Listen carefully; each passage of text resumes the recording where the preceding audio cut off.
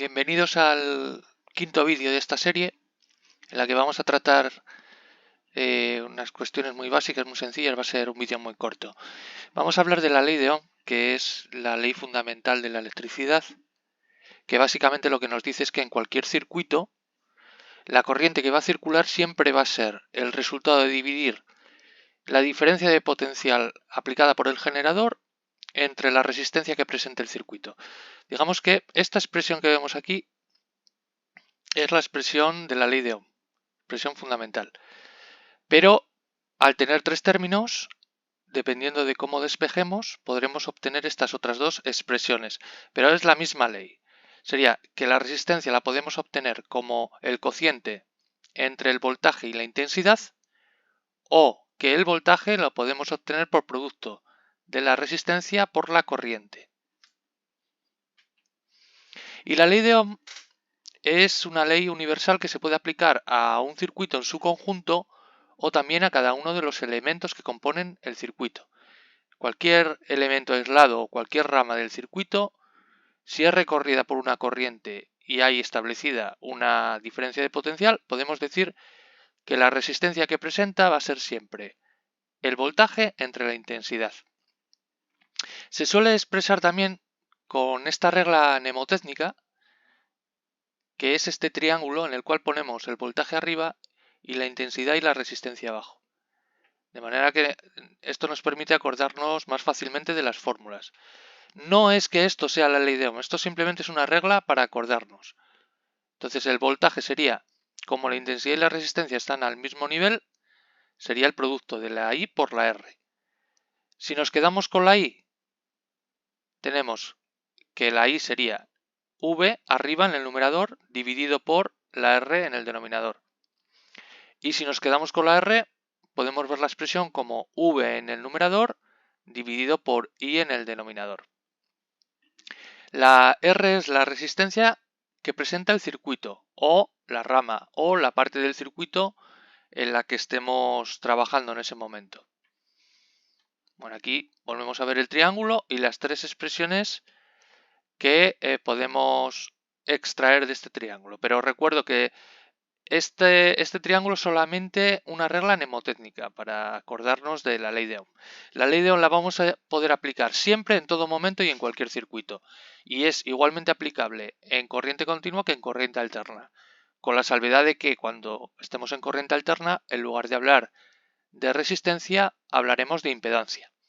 Pero bueno, eso es un tema que veremos más adelante cuando entremos en corriente alterna. Vamos a ver ahora el tema de las asociaciones en los circuitos y cómo catalogamos los circuitos en función de cómo estén interconectados los elementos que los componen.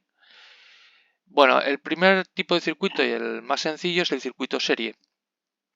El circuito serie tiene como característica que los elementos van conectados uno detrás de otro, de manera que la corriente solamente va a tener un camino posible y debe de atravesar todos los elementos, uno a continuación de otro.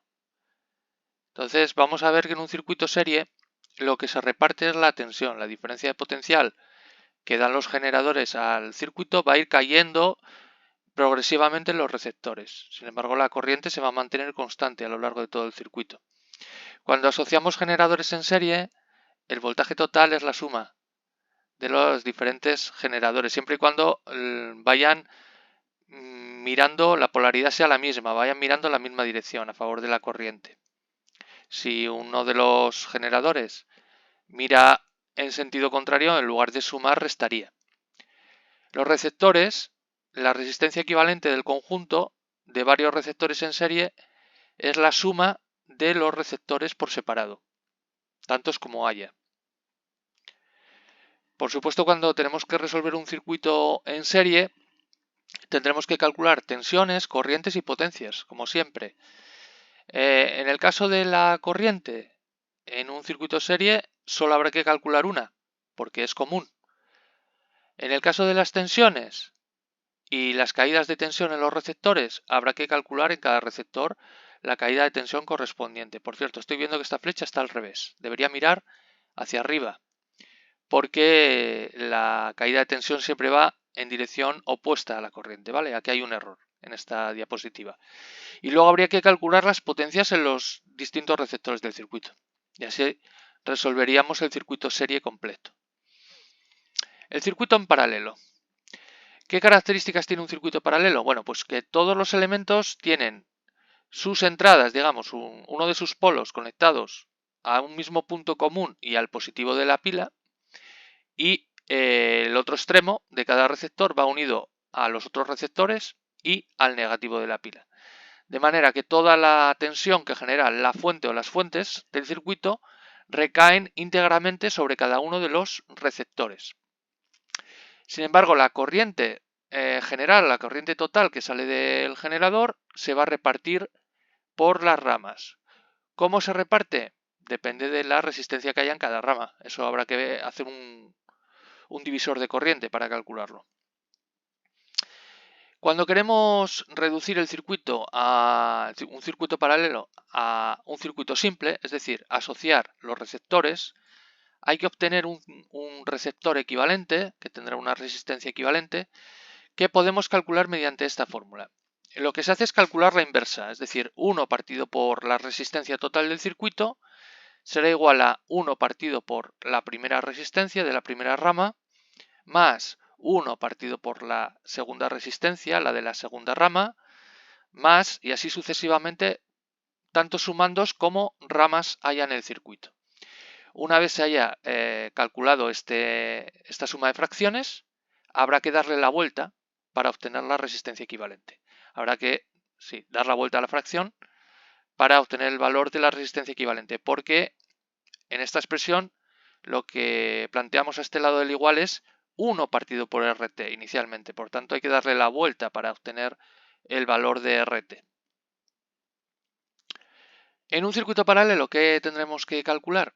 Bueno, pues la tensión no es necesario. Digamos que solo hay una única tensión, porque todos estos puntos de aquí arriba están al mismo potencial que el positivo de la pila.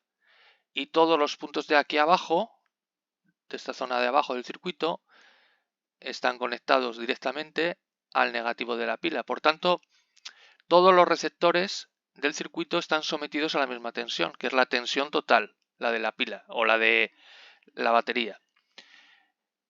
Sin embargo, con las corrientes no pasa esto. Hay una corriente general o total en esta zona y a partir de el primer nodo esa corriente empieza a dividirse y parte entra por esta rama, por esta primera rama, parte va por la segunda, parte va por la tercera. Por lo tanto, en este circuito concreto que hay 3 ramas, habrá que calcular 4 corrientes, la general y las 3 corrientes de rama.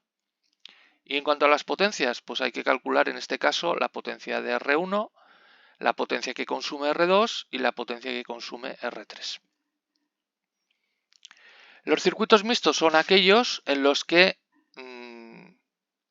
conviven elementos que están conectados en serie con elementos que están conectados en paralelo.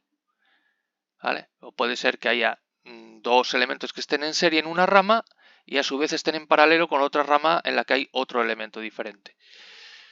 Para la resolución de este tipo de circuitos se suele ir realizando asociaciones en serie o en paralelo, según convenga, para ir reduciendo las ramas e ir acercándonos a un circuito simple en el cual poder calcular mediante la ley de Ohm las corrientes y las tensiones en cada uno de los elementos, y luego generalmente se da marcha atrás para ir identificando corrientes de rama, tensiones de receptores individuales, etc. Es un poco más laborioso, pero bueno, es cuestión de ir poco a poco deshaciendo series o paralelos. Y luego ya por último en este vídeo vamos a hablar de las asociaciones de generadores. Igual que se asocian los receptores, se pueden asociar generadores. Casi siempre hay una intención detrás de asociar generadores. Cuando hacemos una asociación en serie, como es este caso, que estamos sumando 3 pilas, la intención es obtener un voltaje mayor, porque lo que hacemos aquí es que entre los extremos de la asociación obtenemos un voltaje que llamamos VT o V total, que sería la suma de la primera pila más la segunda más la tercera. Para asociar generadores en serie no necesitamos que el valor de las pilas o de los generadores individuales sea idéntico, no hace falta. Sí hay que tener en cuenta que si una de las pilas o de los generadores está invertida, o sea, mira al revés, restaría, ¿vale? En lugar de sumar, restaría. Es una cosa un poco absurda, pero bueno, a veces se puede dar. En algún problema podemos ver o puede dársenos algún caso de estos y hay que tenerlo en cuenta.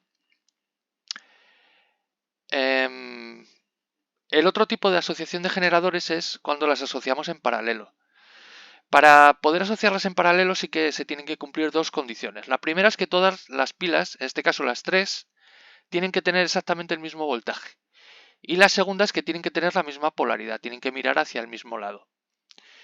Aquí no obtenemos un voltaje mayor, es decir, entre este punto y este punto el voltaje es el mismo, es VT y es el mismo de cualquiera de las tres pilas individualmente.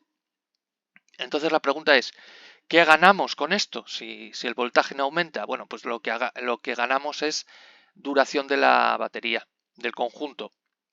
Si nosotros ponemos n pilas en paralelo, la duración se va a multiplicar por n. O dicho de otra manera, también podemos obtener el triple en este caso, al haber tres pilas, podríamos obtener hasta el triple de corriente, pero al mismo voltaje. ¿De acuerdo? Bueno, pues en este cuadro resumen de aquí tenéis todas las fórmulas posibles para asociar tanto generadores como receptores. Se explican todos los casos. Y aquí abajo tenéis el triángulo de la ley de Ohm.